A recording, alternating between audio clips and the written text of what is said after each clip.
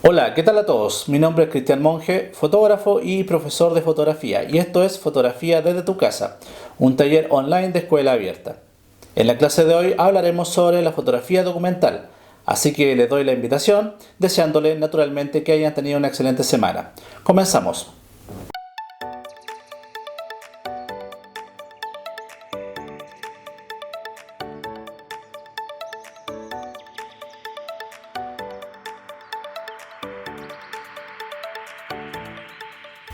Desde mi punto de vista, la fotografía documental es una de las áreas quizás más importantes de la fotografía, puesto que se realiza en momentos y situaciones determinadas, importantes en nuestra historia, que a criterio del fotógrafo deberían ser documentadas. Se diferencia la fotografía periodística en el sentido de que no funciona como una noticia ni tampoco tiene su inmediatez. Por el contrario, la fotografía documental necesita ser archivada y analizada posteriormente, desde un punto de vista histórico, cultural o sociológico. Y acá se tiene que tener muy presente al fotógrafo como un comunicador visual, en el sentido de que el fotógrafo pasa a ser un emisor, que entrega un mensaje al receptor, es decir, la persona que ve la fotografía, y en la cual existe un canal, la imagen, un código y un contexto, que puede estar determinada por la época en que se realiza la fotografía. Roland Barthes, en su libro La cámara lúcida, hace referencia a 3 puntos. El puntum, que tiene que ver con la emoción que nos entrega la fotografía; el studium, que tiene que ver con el mensaje que quiere entregar el fotógrafo a través de su criterio; y el advenimiento, que es lo que genera el puntum a la persona que ve la imagen. Obviamente es importante conocer las reglas de composición al momento de hacer fotografía documental. Por ejemplo, el saber manejar los puntos de fuerza dentro de la imagen. Saber utilizar, por ejemplo, la regla de los 3/3. Ocupar los horizontes caídos para generar sensaciones de tensión o angustia. Ocupar los espacios negativos para dar un lenguaje más subjetivo. Jugar con las leyes gestálticas para dar más dinamismo al lenguaje. Y lo mismo ocurre si jugamos con la velocidad de obturación, las profundidades de campo o la sensibilidad ISO. Hay fotógrafos como Steve McCurry, por ejemplo, que además le dan gran importancia a los colores, por ejemplo el rojo o el verde. Pero el código que añadimos a la fotografía a través de estas técnicas también la hacemos a través del contexto. Uno de los orígenes de la fotografía documental es la fotografía de guerra, en trabajos como los de Roger Fenton a mediados del siglo XIX en la Guerra de Crimea. Antes de la fotografía, los momentos históricos o las guerras solamente podían ser testificados o representados a través de la literatura, la pintura o la escultura. Pero la fotografía de guerra nos ayuda a documentar momentos bélicos y trascendentes en nuestra historia, dando origen también con esto a los reporteros gráficos o fotoperiodistas.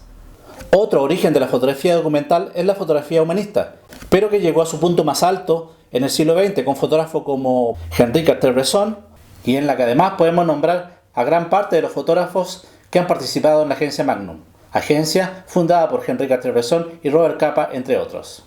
De hecho, Henri Cartier-Bresson da a conocer el término el instante decisivo y crea toda una escuela de fotografía que hasta el día de hoy mantiene seguidores.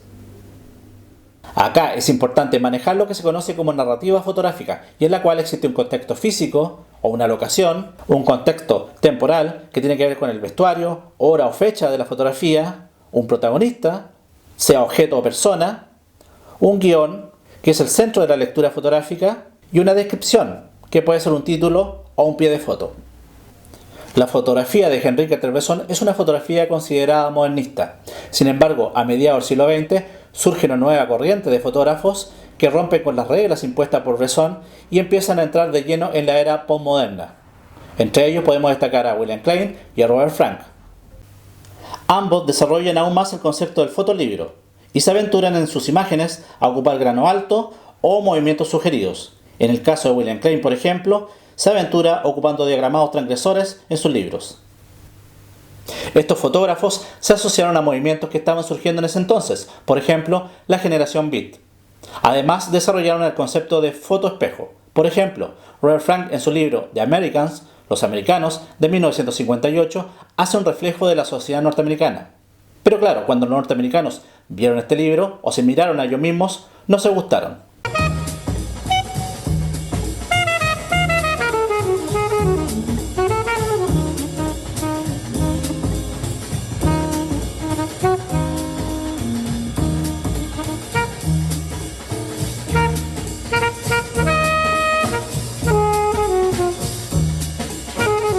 Esta nueva forma de lenguaje surge con un cambio de sociedad y naturalmente con la condición posmoderna.